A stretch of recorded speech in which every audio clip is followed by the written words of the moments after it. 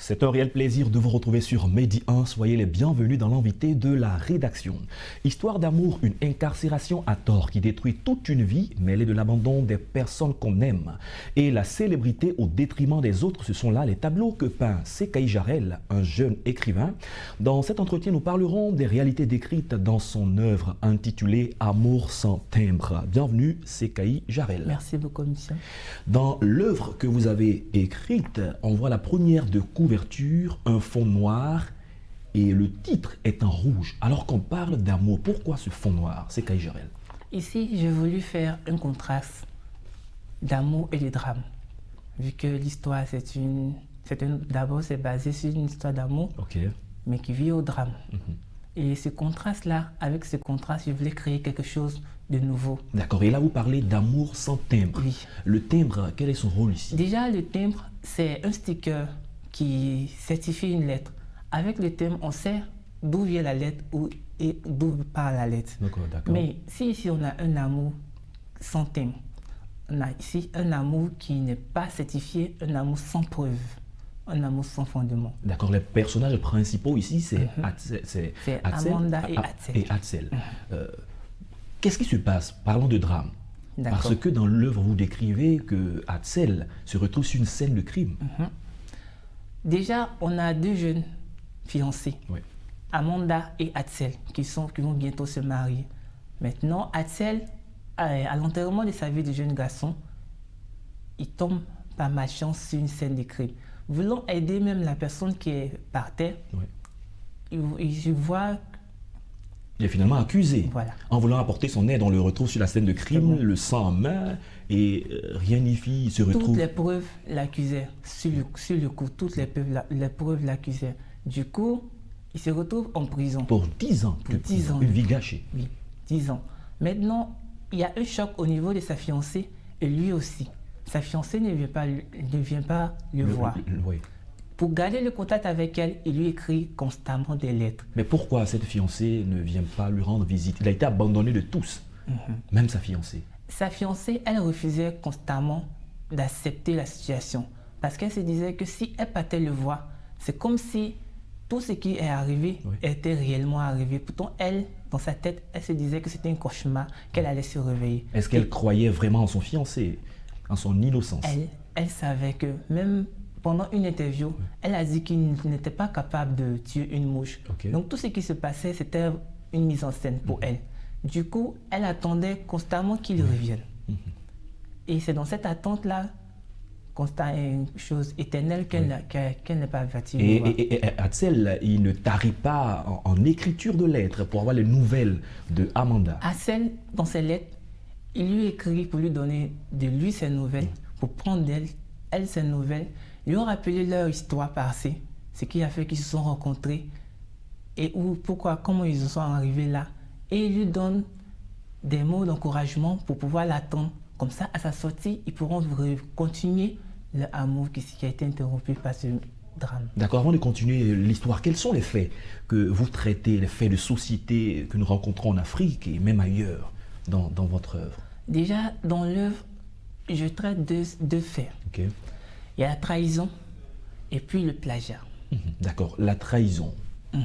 La trahison, on va au niveau de Amanda. Amanda, c'est la fiancée d'Hatzel. Hatzel lui ouvre son cœur en lui envoyant des lettres pendant 10 ans. Aucune réponse. Mais Amanda utilise ces lettres pour pouvoir s'enrichir. Il ne pouvait pas s'imaginer que Amanda pouvait agir de la sorte. Donc, à quel moment intervient la trahison? C'est le fait d'utiliser les lettres pour s'enrichir? Le fait déjà de ne pas lui accorder la considération qu'il lui accorde en lui écrivant les lettres, elle ne lui répond pas, mais elle utilise ce qu'il lui envoie pour pouvoir s'enrichir. Elle ramène tout à elle pour son propre profit. Et c'est comme si elle s'en fout de ce qu'il peut suivre. Dans notre société aujourd'hui, on trouve des personnes qui agissent de la sorte. Dans notre société, on trouve vraiment beaucoup de personnes qui agissent de la sorte. Axel, comme ça, lui, il écrivait des lettres. Il n'était pas conscient de son talent. Amanda, elle a vu qu'il avait un talent. C'était du plus profond de son cœur qu'il l'exprimait à sa fiancée. Et il espérait qu'il allait sortir un jour et que leur histoire commune allait se poursuivre. Oui. Il y a des personnes de nos jours qui ont du talent, mais ils ne le savent pas. Souvent, il y a certaines qui le savent, il se confie à des personnes en espérant que ces personnes-là les aident, mais ces personnes-là, au lieu de prendre la main, prennent tout le bras. D'accord, on qualifie souvent la prison comme une maison de correction et on espère qu'en y sortant, on puisse devenir une autre personne. Là, on fait une ouverture. Il y a eu un drame qui s'est passé ici, en Côte d'Ivoire, où il y a quelqu'un qui est sorti de prison et qui s'en est pris à toute sa famille. Est-ce que Atsel ne pouvait pas se retrouver aussi dans cette amertume au point d'en vouloir à la société? Donc, comme je l'ai dit tantôt, Atsel, c'est quelqu'un d'objectif. Il avait une seule idée en tête et tant qu'il n'avait pas atteint cet objectif-là, il ne pouvait pas penser à autre chose. Subir les 10 ans, retrouver sa fiancée et continuer son bonheur comme il l'avait laissé. D'accord, souvent c'est facile à décrire, mais quand on se retrouve dans de telles conditions, derrière les barreaux, et que tout le monde, personne ne croit en vous, vos proches, excusez-moi l'expression, les plus proches, vous abandonnent. Comment surmonter une telle situation? Parce que vous parlez d'Atsel, qui est un exemple qu'on décrit dans un livre, peut-être qu'on lui attribue toutes les qualités, mais dans les faits, c'est douloureux, c'est difficile. Oui, dans le livre, j'ai vraiment décrit la souffrance d'Atsel. Parce qu'il a vraiment souffert. Et même lui-même, dans ses écrits, il a vraiment décrit en détail toutes ses souffrances. Mais il tenait bon, parce qu'il savait en quoi il croyait. Et il savait qu'à la fin, tout allait bien se passer pour lui. Et pour ajouter, dans cette histoire, il y a aussi le mensonge de Amanda. Parce que Amanda, qui utilisait les lettres de Atsel pour s'enrichir, se retrouve un jour dans les échanges et elle est obligée donc de se voiler le visage pour ne pas qu'on puisse la reconnaître parce qu'elle était devenue une vedette. Alors, quel est le message que vous faites passer par rapport au mensonge, à l'abandon des proches et puis au plagiat? Au plagiat. Déjà, on doit savoir que on ne doit pas vraiment faire confiance à qui que ce soit. On ne doit faire confiance à personne. Pas vraiment, pas totalement. Pas totalement. Oui, parce que Atsel, il avait un grand amour pour Amanda. Il ne pouvait jamais s'imaginer qu'elle pouvait se comporter comme ça. Ça veut dire que les personnes, même les personnes les plus qu'on aime proches, tant, sont capables de nous faire du mal. Il faudrait qu'on les fasse confiance, mais pas totalement. Il faudrait qu'on soit aussi sur nos gardes. Sur nos gardes. Mais parlons du talent de Atsel, qu'il ignorait. Quelle était la particularité de ses écrits au point que cela puisse même enrichir une personne à l'extérieur de la prison? La particularité des tests d'Atsel était que ces tests-là venaient de son cœur. De son cœur. Oui, ces tests venaient de son cœur. Et c'est quelqu'un qui aime beaucoup voyager avec son esprit, rêveur, un personnage à fleur bleue. Atsel, il avait cette capacité-là à pouvoir bien décrire tout ce qu'il ressentait et tout ce qu'il vivait et tout ce qu'il aimerait vivre. Dans ses lettres, il y avait la sincérité, il racontait aussi son histoire très originale d'Amanda et lui.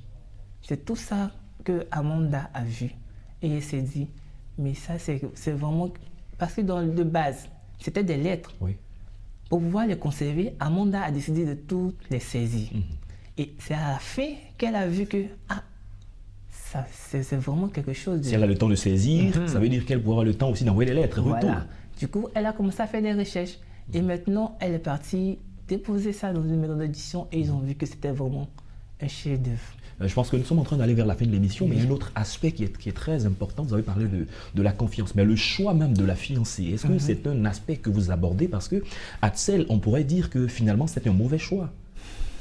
Qu'est-ce que vous pensez? Pas totalement. Pas totalement. Parce que là, ce sont les circonstances qui ont fait que Amanda ait agi de la sorte. Ah, donc vous justifiez les actes d'Amanda? Pas totalement. D'accord. Mais dans l'œuvre, j'ai décrit que les deux souffraient de la même manière. Seulement que Amanda était dehors, mais elle souffrait de la même manière qu'Atsel. Donc c'est la capacité à gérer les situations du moment qui va faire la différence. Amanda, c'est une fille bien. C'est la situation qui l'a rendue comme ça. Elle aurait pu surmonter cette situation. Quand on est bien, on le reste jusqu'au bout. Quand Atsel, il est resté jusqu'au bout, mais ce n'était pas le cas d'Amanda. D'accord. Je pense que pour en savoir davantage, on aura l'occasion de décrypter de fond en comble cette œuvre. Merci Sekaï Jarel pour votre passage sur notre plateau. Vous regardez, vous écoutant, on aurait vu Atsel sans forcément passer par les 10 ans de prison. Merci d'être passé sur notre plateau. Merci, monsieur. Avec vous, nous avons parlé d'Amour sans timbre. C'est une œuvre que vous avez écrite et qui parle donc de l'amour, des réalités, des difficultés que nous vivons dans le monde. Merci encore pour votre belle expérience. C'est la fin de cette émission. Merci à tous de l'avoir suivi. Excellente suite de nos programmes sur Média 1.